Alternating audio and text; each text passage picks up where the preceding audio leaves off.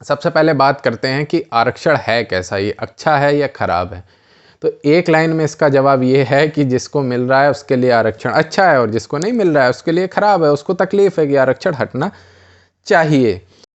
नमस्कार दोस्तों, 30 minute GS में आपका एक बार फिर से बहुत बहुत स्वागत है। सभी को नव वर्ष की बहुत बहुत शुभकामनाएं। आप इस वर्ष जो भी आपके लक्ष्य हों उचित, उन सभी लक्ष्यों को प्राप्त करें, ऐसी ईश्वर से कामना है। और चलिए आज शुरू करते हैं। आज जो टॉपिक है वो बहुत ही सेंसिटिव टॉपिक है और वो सेंसिटिव टॉपिक है रिजर्वेशन।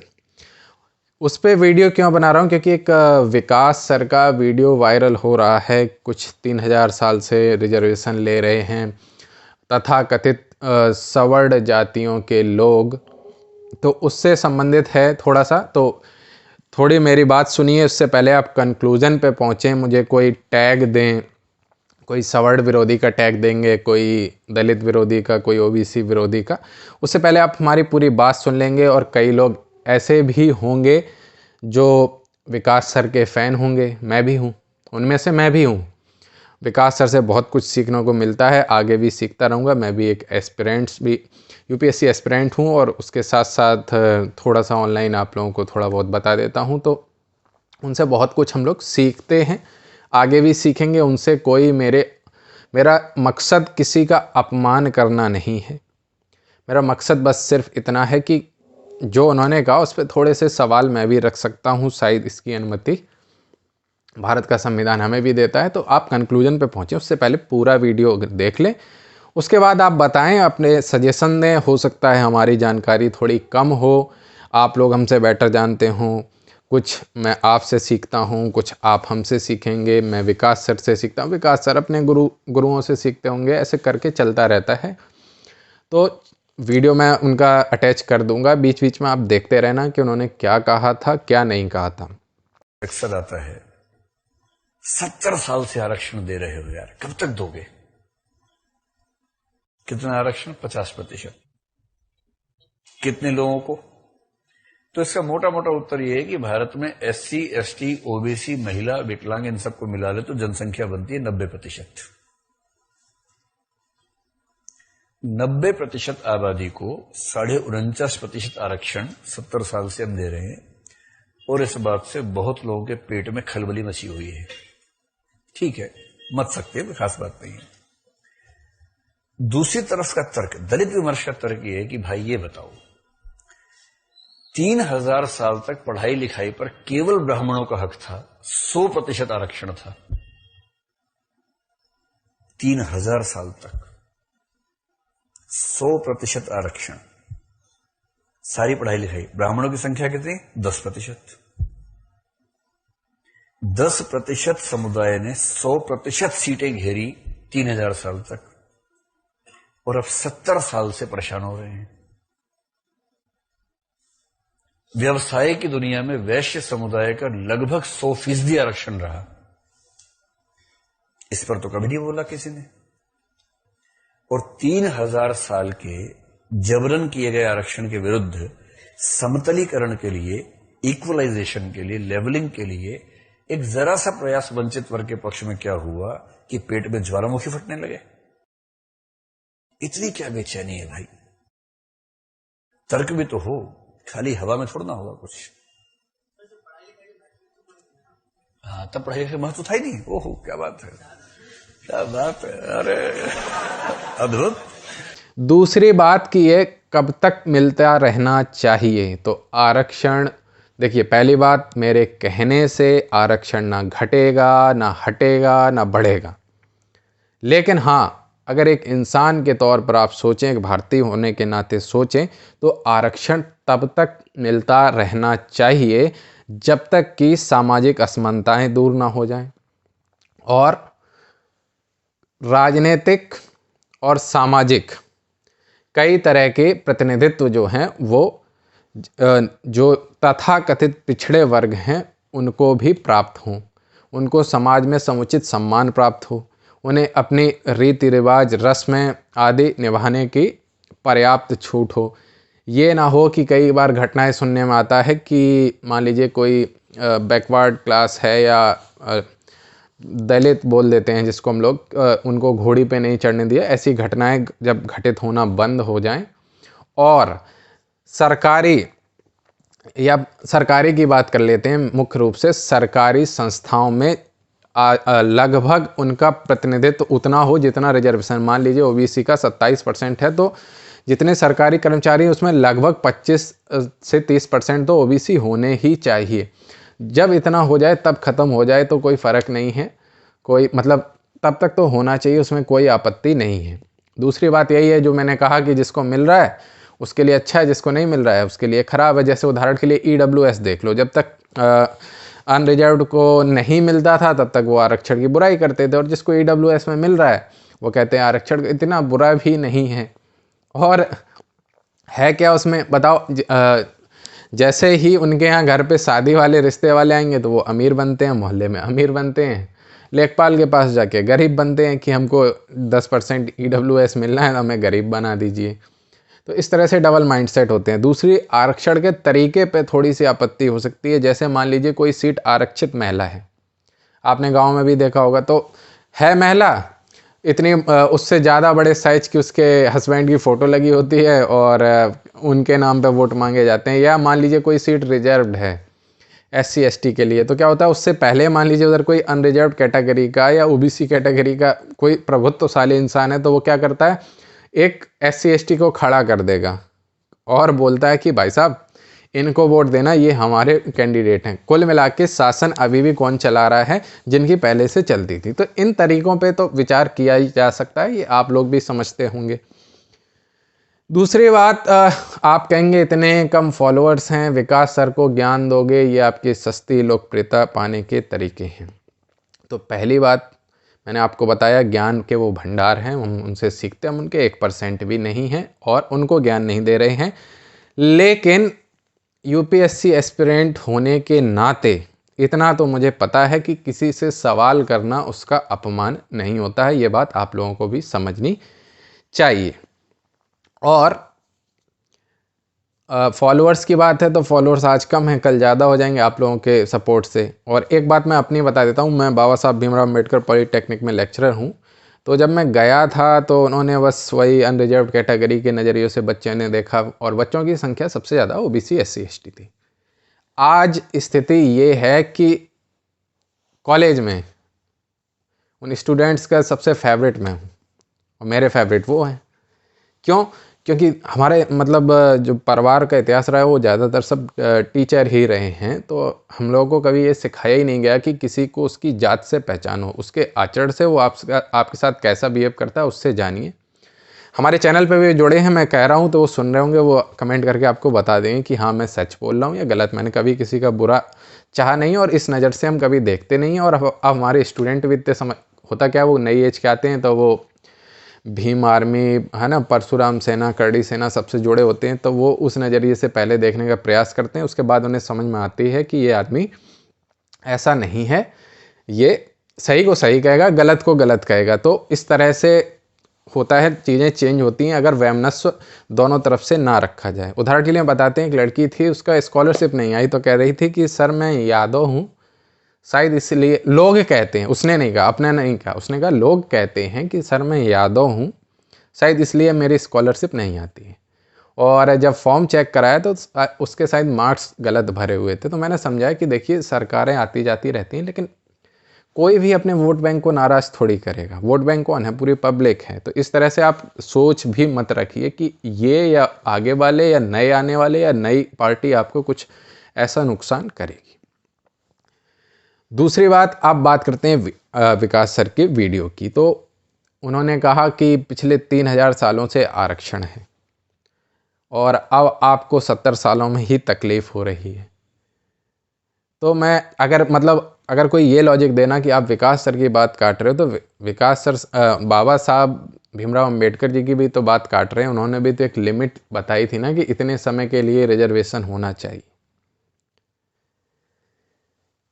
तो आप समझ लीजिए, मतलब मैं भी, उन्होंने किया वो गलत नहीं किया, लेकिन मैं जो बोल रहा हूँ वो भी कुछ गलत तो नहीं कहूँगा, लेकिन हाँ फैक्ट के साथ आपको बताऊँगा कि 3000 साल हुआ क्या है आखिर। ठीक है, और मेरा मकसद फिर कह रहा हूँ किसी का अपमान करना नहीं है। दूसरी बात, अगर मकसद हो भी अपमान करना तो क्या मेरे अपमान करने से इतनी बड़ी शख्सियत का अपमान हो जाएगा क्या। आप बात करते हैं, उन्होंने कुछ कहा कि आर्थिक समता आनी चाहिए, ये आनी चाहिए, बिल्कुल सही बात है, लेकिन लॉजिकली सोचिए कि घर में मान लीजिए किसी के 4 बच्चे हैं, 4 बच्चे में 2 की लग गई गवर्नमेंट जॉब और 2 की नहीं लगी, लेकिन जब प्रॉपर्टी बटेगी तो क्या बराबर बटती है कि जॉब वाले को नहीं दी जाती? जॉब वाले से बोल देते तुम्हारी जॉब नहीं है, तुम्हारी जॉब है तुमको नहीं देंगे, ऐसा तो नहीं होता है। लेकिन समरसता के लिए, आर्थिक समानता लाने के लिए, आर्थिक विषमताओं को दूर करने के लिए जरूरी है, तो इसमें कोई ये नहीं कि आरक्षण हटा देना चाहिए।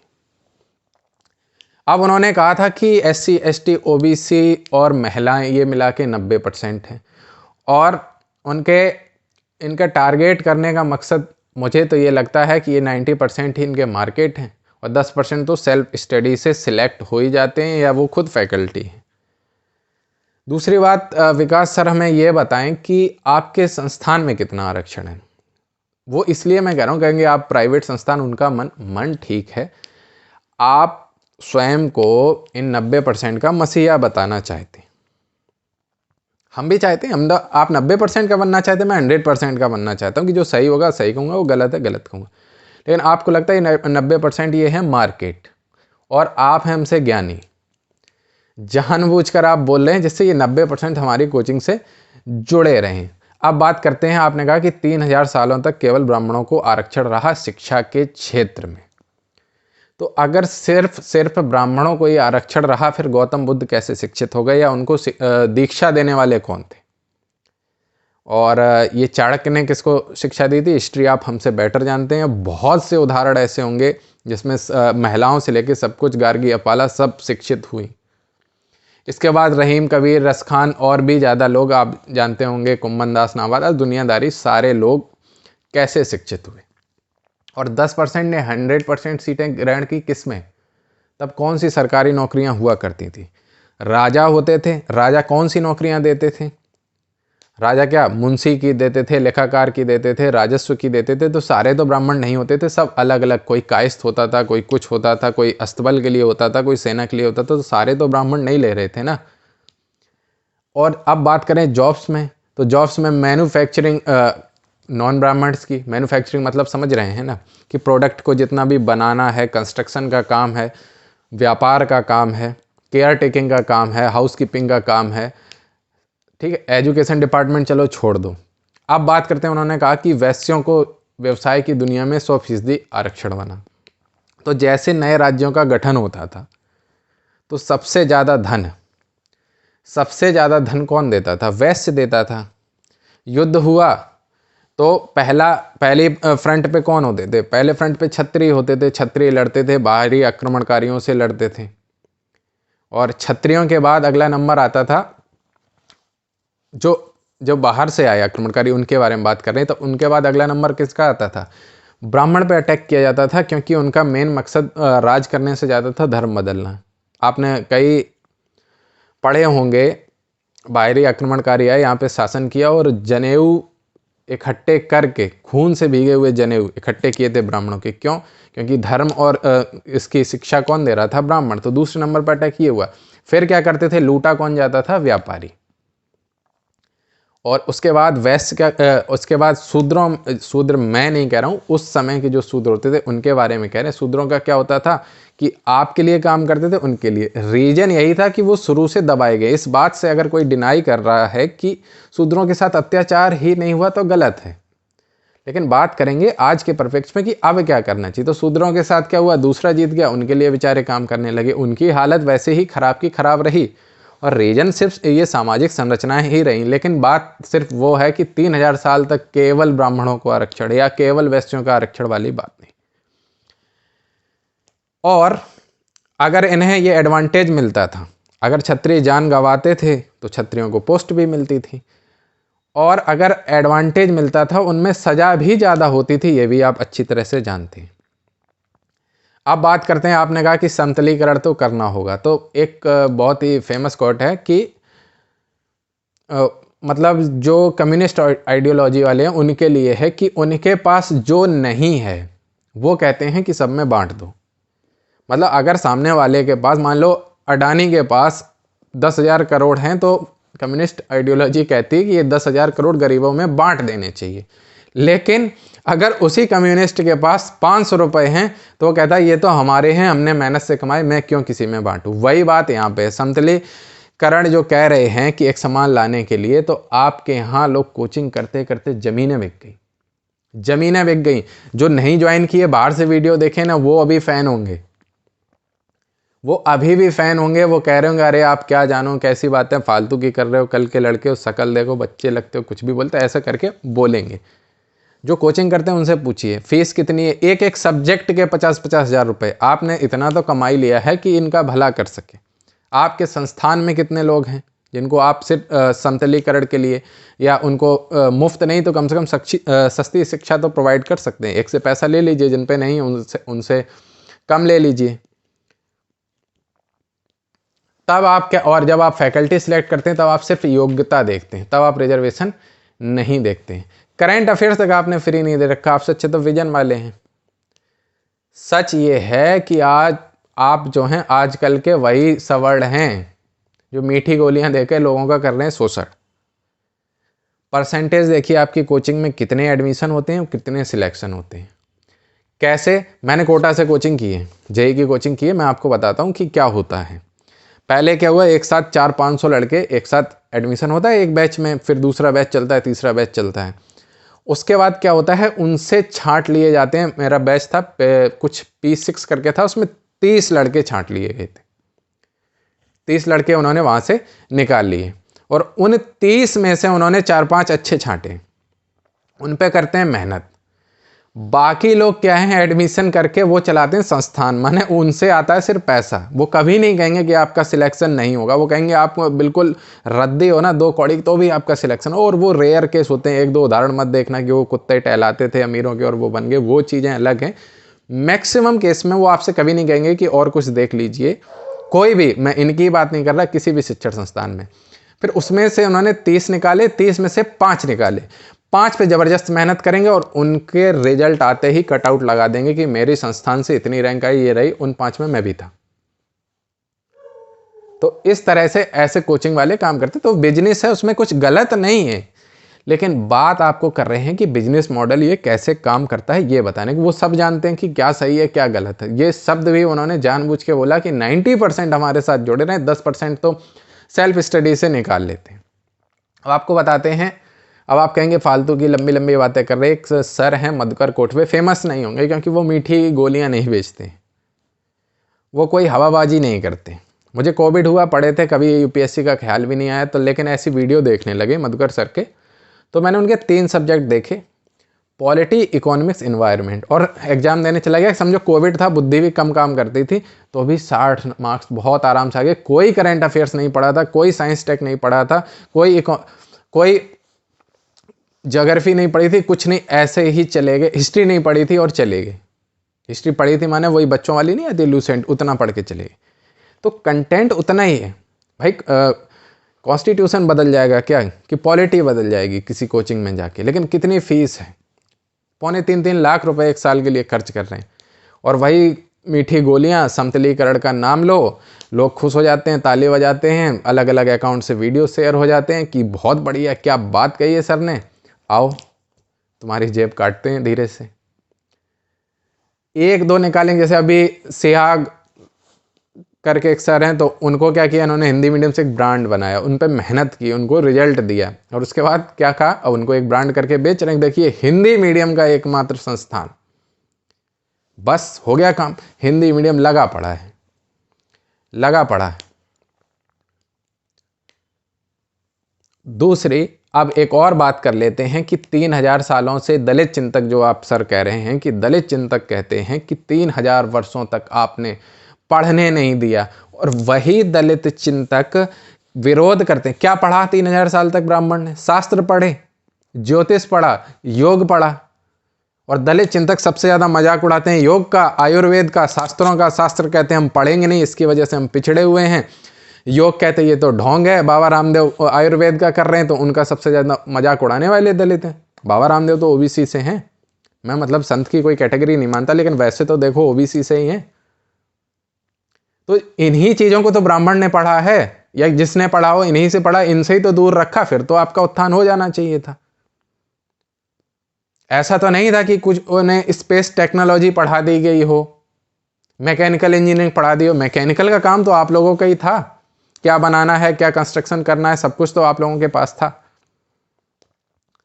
आप लोगों के मतलब मैं कह रहा हूं उनसे हमारे चैनल पे सबसे ज़्यादा, मैं कैसे जाना, क्योंकि जब मैंने लेखपाल के वीडियो बनाने शुरू किए तो उस कमेंट सेक्शन में सबसे ज़्यादा कमेंट थे ओबीसी एससी एसटी कैटेगरी के नहीं, सॉरी, तो इन कैटेगरी, और इन लोगों का सबसे ज़्यादा सपोर्ट भी, क्योंकि ये जानते हैं कि ना तो मैं उनसे नफरत करता हूँ, और सबसे ज़्यादा सपोर्ट करते हैं, इतना सपोर्ट करते हैं, दूसरों से शेयर करते हैं कि इस चैनल को सब्सक्राइब कर लीजिए, बहुत सही बात बोलते हैं, मेरा फुल सपोर्ट है। रीज़न है, मैं किसी को जाति के आईने में नहीं तौलूंगा। आप 90% वाले कैटेगरी में हो तो भी मैं, अगर आप सही होंगे, आपके साथ हूं, आपकी बात बोलूंगा, और आप 10% वाले में भी हैं तो पुराने की सजा आज तो थोड़ी दूंगा। और आज की डेट में होड़ लगी है, अगर किसी से आप कह देंगे आपके पूर्वज पिछड़े हुए थे तो मानेगा नहीं, लड़ने लगेगा, कहेगा मिहिर भोज पे लड़ाई चल रही है, राजपूत कहते हैं हमारी है, गुज्जर कहते हैं हमारी है, मतलब इनकी विरासत हमारी है, इनकी विरासत हमारी है। इसका मतलब क्या है कि कोई खुद को पिछड़ा मानने को तैयार नहीं है पूर्वजों के बारे में, लेकिन रिजर्वेशन के टाइम इंक्लूडिंग जनरल या ईडब्ल्यूएस जब से आ गया, वो भी कह रहे हैं आज के ज़माने में मैं सबसे पिछड़ा, मैं सबसे पिछड़ा बनने की होड़ है, और पूर्वज हमारे सबसे अगड़े थे। इस तरह का सिस्टम चल रहा है।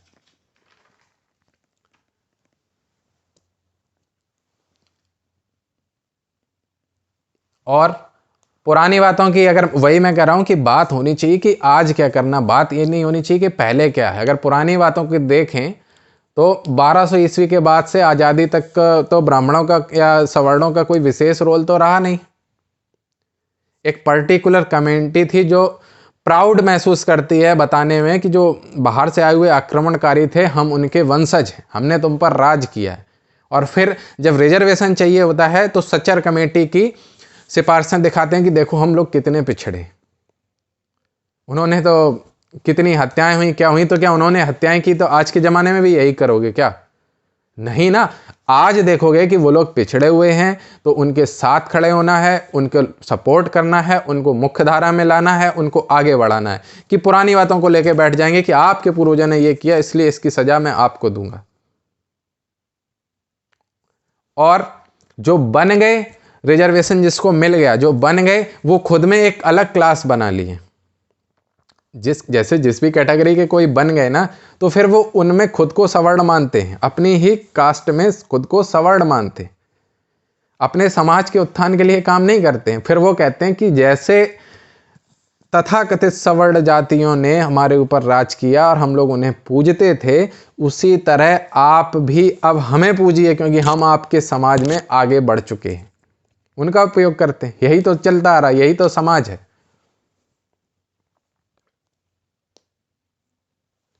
और जब बदले की बात आती है, माने कि अगर यही है कि इतने साल लिया आरक्षण, ये हुआ वो हुआ, यही बात आती है, फिर जैसे ही पाकिस्तानी कलाकारों को बैन कर दिया जाता है कि ये नहीं आएंगे, हम लोग कहते हैं कि क्योंकि यही तो अलग देश लेने गए थे, यही लोग तो अलग देश की डिमांड किए थे, तो बोलते हैं उनसे नफरत क्यों, आज की बात करो ना। तो एग्जैक्टली बात आज की होनी चाहिए। तो कंक्लूजन क्या है?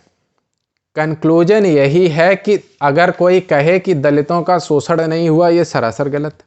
शोषण हुआ, कुछ क्षेत्रों में अभी भी हो रहा है। सवर्णों की बराबर ऐश थी, यह भी गलत है। ये क्यों गलत है? देखो, पहली चीज तो कुछ भी सवर्ण और अगड़ा पिछड़ा कुछ नहीं है। कहां पे नहीं है? जो अपर मिडिल क्लास है वो नहीं मानते, आपस में उठना बैठना खाना कोई छुआछूत नहीं, उसमें सब रिश्ते विश्ते सब होते हैं, ठीक है। जो गरीब वर्ग है वो एक नल से पानी, उनकी मजबूरी है, बेचारे गरीब हैं, झोपड़ियों में एक साथ रहते हैं, साथ रहना खाना पीना सब कुछ होता है। ये सब चोचले हैं मिडिल क्लास की कि मैं अगड़ा, मैं पिछड़ा, मेरे आगे, मेरे पूर्वज ऐसे थे, मेरे ऐसे थे। दूसरी बात, जो दलित चिंतक हैं आप सबसे ज़्यादा कटाक्ष करते हैं ब्राह्मणों को, बोले तुम तो भिखारी हो, भिक्षा मांगकर खाने वाले हो। अरे तो हम भिखारी हैं तो वही तो कह रहे रिजर्वेशन हमें दे दो। नहीं दोगे, नहीं होता है। उन्होंने, ये बात फैक्ट है कि ब्राह्मणों ने उच्च पदों पर कार्य किया, लेकिन जो आपको भड़काते हैं इनमें से, उनमें भी सबसे ज़्यादा लोग कौन थे? सवर्ण जातियों के ही थे। कांग्रेस की स्थापना हो या बीजेपी की स्थापना हो या आम आदमी पार्टी की स्थापना हो या किसी भी पार्टी या टीएमसी की स्थापना हो या किसी पार्टी की स्थापना हो, उनमें सबसे ज़्यादा सवर्ण जाति के लोग आज भी हैं। उनमें से उच्च पदों पर सबसे ज़्यादा लोग सवर्ण जाति के ही हैं या ओबीसी के होंगे। बस देख लीजिए, जो भी मसीहा बन रहे उनकी भी पार्टी देख लो, बीएसपी देख लो, सपा भी देख लो, कोई भी पार्टी, एक कहीं की भी पार्टी उठा के देख लो, सबसे ज़्यादा उन्होंने कोई पोस्ट नहीं दी है। बस आपको आपस में लड़ाना है। समाज सुधारक बने सबसे ज़्यादा, बीजेपी हो कांग्रेस हो, इनकी देख लीजिए सबसे ज़्यादा कुछ लोग आए हैं जो गरीबी बैकग्राउंड से उठकर आए हैं उनमें से, और बाकी सब ऐसे ही थे। सब जमींदारों के लड़के थे या जमींदारों से संबंधित थे, या वकीलों के लड़के थे, वकीलों से संबंधित थे, वही आज भी सत्ता पर राज कर रहे हैं। और अब आपको बताते हैं ऐसा हुआ और इन लोगों ने ऐसा किया, इन लोगों ने ऐसा किया तुम्हारे वालों ने है। जिस तुम इलीट क्लास से आए हो उन लोगों ने किया है। कोई गरीब ब्राह्मण ने आपका शोषण नहीं किया, आपका शोषण किया जमींदारों ने। उसमें जमींदार सब जातियों के हैं। आप पश्चिम में चले जाएंगे तो आपको जाट जमींदार मिल जाएंगे, गुर्जर जमींदार मिल जाएंगे, मुस्लिम जमींदार मिल जाएंगे, साउथ में अलग तरह की जमींदारी है, हर जगह आपको मिल जाएंगे। लेकिन आप टारगेट सिर्फ एक कास्ट को करते हैं। ये खैर उसको छोड़िए, आगे क्या है क्या नहीं है। मैंने सिर्फ इसलिए बात की क्योंकि आप मसीहा बन रहे थे ना कि हम 90% के मसीहा हैं, तो 90% का भला करो ना। इतना तो पैसा कमा लिया है कि उनसे कम फीस में भी उनको पढ़ाया जा सकता है। ब्लेम गेम जब तक चलता रहेगा कि उन्होंने ऐसा किया, हम ऐसा करेंगे, इन्होंने ऐसा किया, ऐसे समाज में असमानताएं बढ़ेंगी, घटेंगी नहीं। ये नहीं कह रहा मैं आरक्षण हटा दो, स्टार्टिंग में ही क्लियर कर दिया। मैं ये कह रहा हूँ कि जब तक समाज में उचित प्रतिनिधित्व, उचित सम्मान सभी को ना मिल जाए तब तक तो ये चलता रहे। दूसरी बात, अब गवर्नमेंट जॉब्स खत्म हो रही तो आरक्षण वाली बात ही खत्म हो जा रही है। और फिर भी अगर किसी को गलत लगता है कि मैं कुछ गलत कह रहा हूँ, तो मैं, वही बात है, विकास सर एक बात कहते हैं कि किसी को समझाने का प्रयास करो। अगर वो, देखो उन्हीं की बात से बता रहा हूँ, किसी को समझाने का प्रयास करो, एक बार समझ जाए तो ठीक है, गाली दे जाए हाथ जोड़ लो कि भाई ठीक है आप ही ठीक हो। तो अगर फिर भी बुरा लगता, देखिए सजेशन आप दें, हो सकता है मेरी नॉलेज कम हो, तो आप कमेंट सेक्शन में मुझे बताएं कि आप ना ये चीज़ गलत बोल रहे हैं। गाली दे के भी बता दें, चल जाएगा, मैं आदत है, कोई दिक्कत नहीं है, तो मैं उसमें सुधार करूँगा। कुछ गलत कह दिया है तो वो बताइए कि आप सुधार करो, कुछ सही कहा तो वो बताइए कि हाँ ये बात आपने ठीक कही है। बस मेरे ऊपर कोई टैग नहीं लगाना कि ये संघी है, ये कांग्रेसी है, ये आम आदमी पार्टी का है, ये इसका है, ये सवर्ण है, ये सवर्ण विरोधी है, ये दलित विरोधी है। बस बात इतनी सी है कि बार बार बार बार बार बार इसलिए आप टारगेट करते हो एक समाज को निकाल के, क्योंकि उनकी संख्या कम है। आजकल सब संख्या का खेल है, डेमोक्रेसी है, कोचिंग भी है तो भीड़ सही तो चलेगी। ये मत करो, सही को सही कहो, गलत को गलत कहो। अगर आप कहेंगे कि हाँ दलितों पर अत्याचार हुए हैं या हो रहे कुछ हिस्सों में, मैं मानता हूँ और गलत है, ये नहीं होने चाहिए। और अगर कोई ऐसी बात हो जाए कहीं गलत हो रहा हो तो मैं पहला चैनल होऊंगा जो आपके लिए वीडियो बनाऊंगा, लेकिन तथ्यों की पुष्टि करके कि हाँ ये हो रहा है, ये गलत है, ये होना नहीं चाहिए। मुझे कोई इसमें आपत्ति नहीं, क्योंकि मैं एक इंसान की तरह काम करूँगा, ना कि किसी एक, भाई वो तो मेरे किस्मत है कि इस घर में जन्म लिया, हो सकता है किसी दूसरे में लेते, किसी भी कास्ट में जन्म ले सकते थे, उससे थोड़ी फर्क है। बस सही को सही, गलत का गलत कहूँगा। आप लोगों से भी यही उम्मीद रखता हूँ कि आप भड़केंगे नहीं। कई वो लोग भड़क जाते हैं, चैनल छोड़ के भाग जाते हैं। अगर आपको मान लीजिए मेरी बात से सहमति भी नहीं है तो आप ये समझ लीजिए, अगर आपको कंटेंट, जैसे कई एग्जाम्स की मैं सोच रहा हूँ वीडियो लाने की, अगर आपको कंटेंट ठीक लगे, आपके एग्जाम में मार्क्स आ जाए, हमसे नफरत कर लो, आप अपने मन में सोच लो, कंटेंट अगर ठीक लगे, आपके काम आ जाए, आप पढ़ लो, फ्री रखें, आगे भी रखेंगे। जहाँ तक थोड़ा बहुत भले ही चल गया, थोड़ा बहुत ज़रूरत पड़ी तो ले लेंगे, थोड़ा बहुत। तो आपको अगर आपका काम निकल जाए, आप काम निकालो, मुझसे नफरत भी करो तो कोई बात नहीं। वैसे करनी नहीं चाहिए, क्योंकि मैं इस अब में विश्वास नहीं करता हूँ ना मैं एक कम्युनिटी बनाता हूँ, ना मैं किसी सेना से जुड़ा हूँ, नीली सेना, हरी सेना, पीली सेना। फिर भी आप अपना काम निकालिए। अगर आपको लगता है कि ये आदमी गलत है तो भी आपका अगर एग्जाम में मार्क्स आ रहे हैं तो वो ठीक है। आपको मैं जो PDF दे रहा हूँ, कंटेंट दे रहा हूँ, वीडियो दे रहा हूँ, आप देख लो, आपके एग्जाम में मार्क्स आ जाए फिर खूब गाली दे देना, कोई फ़र्क नहीं, उसमें कोई भी आपत्ति नहीं है। क्योंकि बताया तो कि खानदानी शिक्षक ही रहे हैं, तो ये सिखाया गया कि तो सहनशीलता शिक्षक में होनी ही चाहिए। तो सहनशीलता है, आपकी जो बात है आप अपनी बात रखें, किसी के साथ गलत हो, किसी भी कम्युनिटी, कास्ट, कुछ भी हो, वो बताएं, मैं आपको पूरा सपोर्ट करूंगा जो मुझसे बन सकेगा। अभी छोटा चैनल हो, अगर बड़ा हो गया तो भी यही हमारा माइंडसेट रहेगा। इलेक्शन तो लड़ना नहीं है, और ना ही ऐसा है कि मतलब कहने को तो मैं ये वीडियो बनाता ही नहीं, क्योंकि पता है कि 10-20 सब्सक्राइबर भाग जाएंगे, है ना। तो ऐसा रिस्क वाला काम क्यों करते, हम तो सबकी अच्छी अच्छी बात ही करते। लेकिन मन में आया तो सोचा कह दें, कुछ सजेशन आप भी देंगे, हम उनको पढ़ेंगे और गाली देंगे, उनको भी पढ़ेंगे, नई नई गालियाँ सीखने को मिलेंगी, तो थोड़ी मेरी वोकैब भी बढ़ेगी, काम आएगी कहीं ना कहीं। चलिए, बहुत बहुत धन्यवाद। नए वर्ष की बहुत बहुत फिर से शुभकामनाएं। 2000 सब्सक्राइबर पूरा करने के लिए भी बहुत बहुत आप सभी का धन्यवाद।